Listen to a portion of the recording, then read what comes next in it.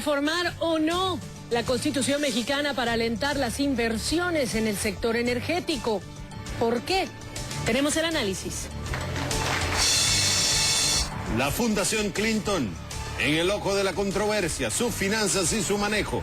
¿Será una máquina para recaudar fondos de campaña para una posible candidatura de Hillary Clinton a la presidencia de Estados Unidos en el 2016? Analizamos. El auto del futuro, hoy, su combustible no contamina, pero su costo, ya les contamos. Esto y más desde el Centro Mundial de Noticias. Comienza el único programa que vive la economía. CNN Dinero, que arranca en 3, en 2, en 1. ¡Vámonos!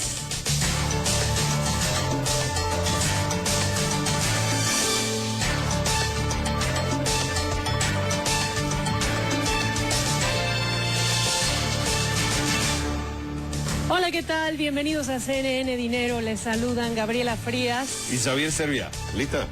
Yo siempre. Comenzamos.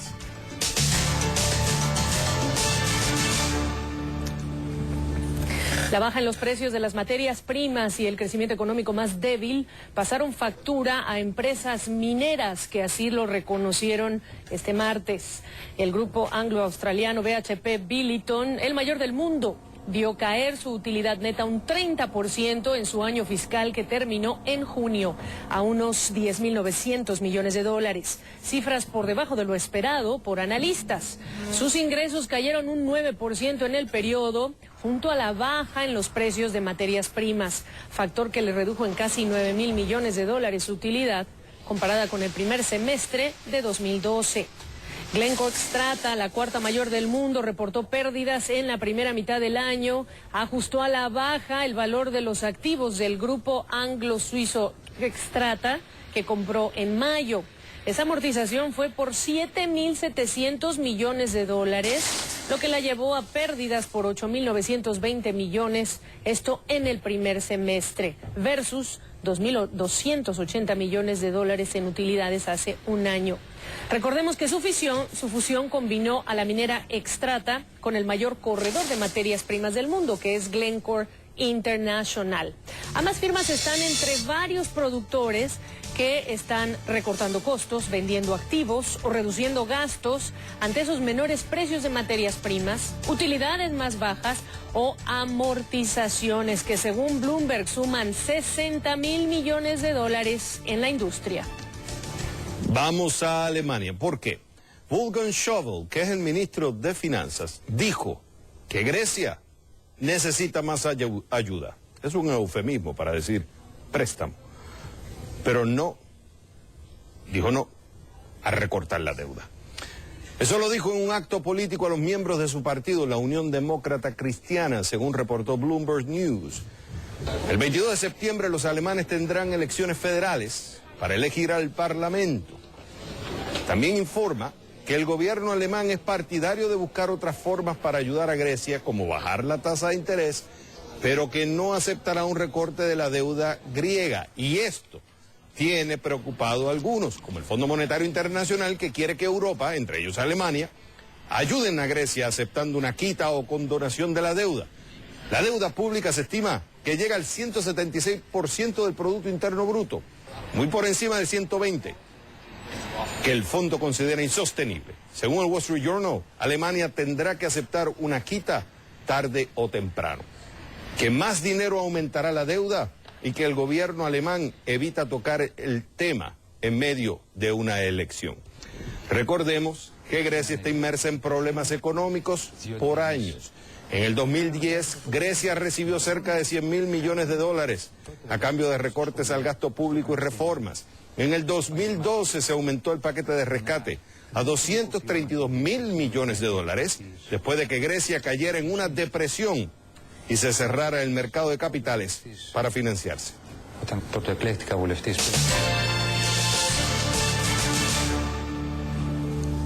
En nuestra mira de hoy, ¿se debe o no se debe reformar la Constitución mexicana para alentar la inversión extranjera en petróleo y electricidad?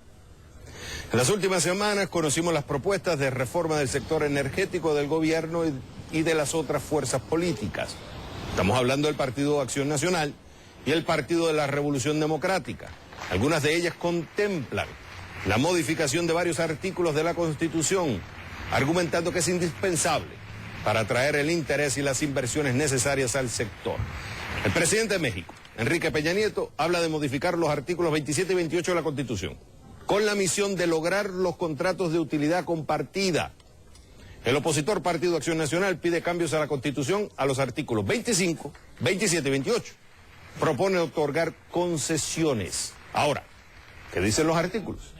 El 27 prohíbe las concesiones y contratos en hidrocarburos y reserva al Estado su explotación. El 28 establece los sectores estratégicos considerados de dominio exclusivo del Estado y se incluyen, ¿cuáles? Hidrocarburos, petroquímicos, electricidad, refinación, entre otros. El también opositor y de izquierda Partido de la Revolución Democrática, el PRD, tiene otra propuesta que dio a conocer este lunes. Apuesta por la autonomía presupuestal y de gestión a petróleos mexicanos, fortalecer a los órganos reguladores sin tener que hacer un cambio a la Constitución, solo a 12 leyes secundarias, y propone hacer una consulta popular. Ese es el contexto. Antes de presentar a nuestro invitado, queremos como siempre su veredicto sobre este tema en nuestra pregunta en Facebook. CNN Dinero pregunta: ¿se debe reformar la Constitución mexicana para alentar las inversiones extranjeras en los sectores de petróleo y electricidad? Hay dos opciones, un sí o un no. Hay más información en esta entrevista con nuestro invitado, así que si tienen ya comentarios, quieren participar con más elementos, pueden hacerlo y mandar también nuestros mensajes o sus mensajes a nuestras direcciones de Twitter, @gfrías y @XavierServiasCNN durante esta conversación. Rogelio López Velarde es abogado en el bufete López Velarde, Heftier y Soria y nos acompaña para hablarnos de estas implicaciones y de esto que ya hemos escuchado como contexto. Rogelio, primero que nada, bienvenido. Debo decir a nuestra audiencia internacional que en más de una ocasión has estado presentando análisis sobre este tema en otros años, incluso en tiempos del presidente Calderón, incluso con legisladores hablando de este tema. Conociendo la situación actual del sector energético, sabiendo cuáles son los objetivos para Pemex, para la Comisión Federal de Electricidad, empresas que han tenido pérdidas, en el caso de Pemex con una caída en la producción que apenas se está estabilizando, yo te quiero preguntar, ¿estás de acuerdo tú en que es indispensable reformar la Constitución, como incluso hace unas horas lo dijo el secretario de Gobernación, para pensar en que Pemex y el sector energético realmente se reformará o no y por qué?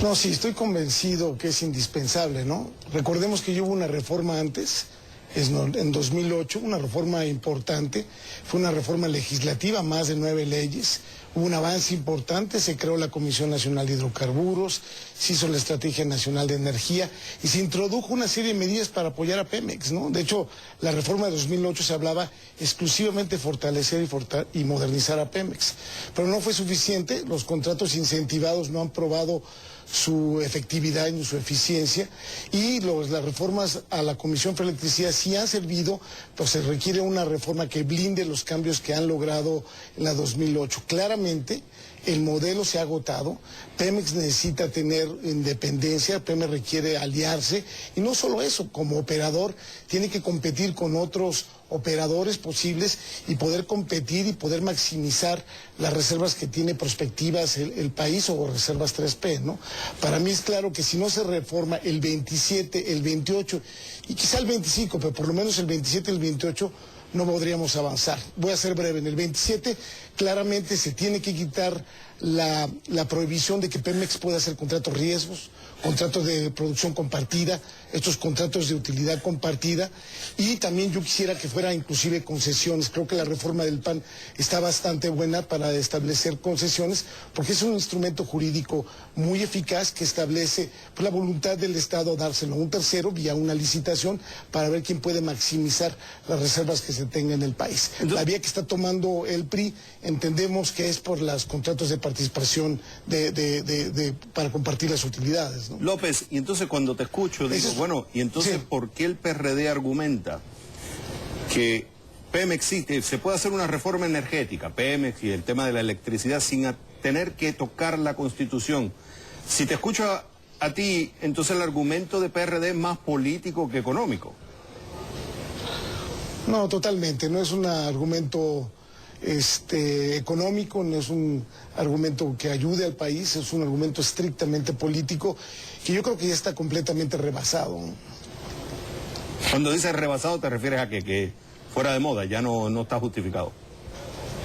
Pues sí, porque estamos hablando temas donde la realidad está claro. Pemex tiene que competir como todas. El único modelo que sigue cerrado en el mundo sigue siendo el mexicano, ¿no? Desde países como Cuba, inclusive Norcorea, ya abrió su sector para la producción compartida donde participan los privados, ¿no?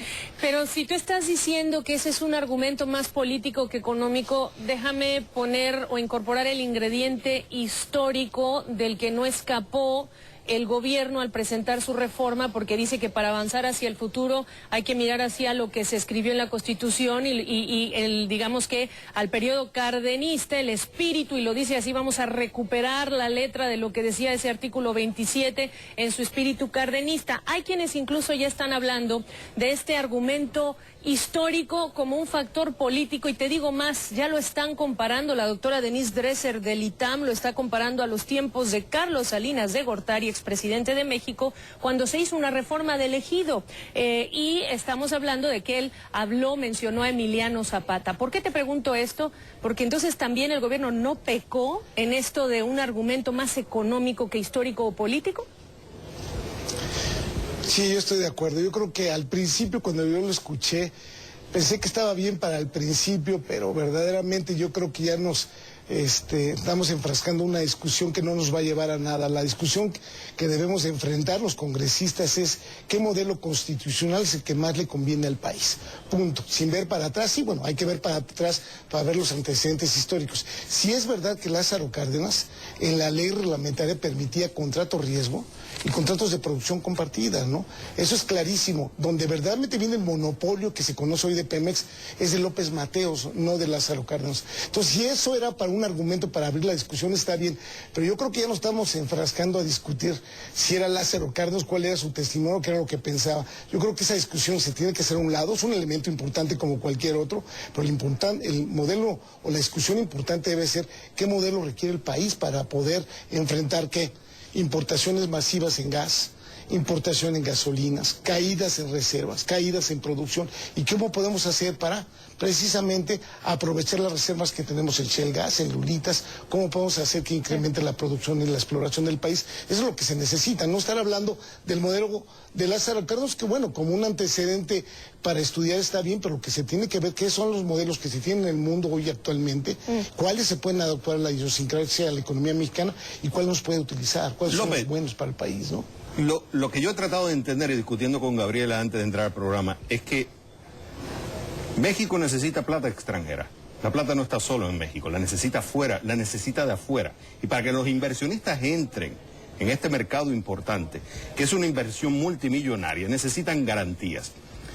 Nosotros lo entendemos, pero yo quisiera, porque lo explicas también, ¿cuál es la diferencia entre compartir las ganancias y compartir la producción, que es el argumento de los inversionistas para decir, yo voy a poner plata en tu país, pero tú tienes que entonces permitirme compartir la producción, lo que implicaría entonces hacer las reformas a la Constitución? ¿Cuál es la diferencia entre los dos para que la gente entienda? Bueno, conforme está la reforma, las dos cabrían, tanto los contratos de producción compartida como los contratos de compartir las utilidades, ¿no? Compartir las utilidades es después de ya que se hizo la producción, y quien lleva la comercialización es en este caso el operador, que sería Pemex, y es el que repartiría con un esquema de contribuciones, esquema donde se reparten las utilidades, ¿no? Entiendo, según lo que hemos visto, es que en ambos casos las empresas extranjeras, las empresas operadoras que podrían invertir, podrían hacer lo que se conoce como booking reserves, es decir, podrían llevar en su contabilidad, y para incrementar el valor de sus empresas, que efectivamente tienen un interés económico tanto en ese pozo, porque tienen un contrato de producción compartida, o por un esquema de compartir las utilidades, ¿no? Los dos esquemas, entiendo, sí ayudarían, pero sí efectivamente los contratos de producción compartida claramente favorecen, pero yo voy más allá. Yo creo que los contratos de concesión, las concesiones, sobre todo para shale gas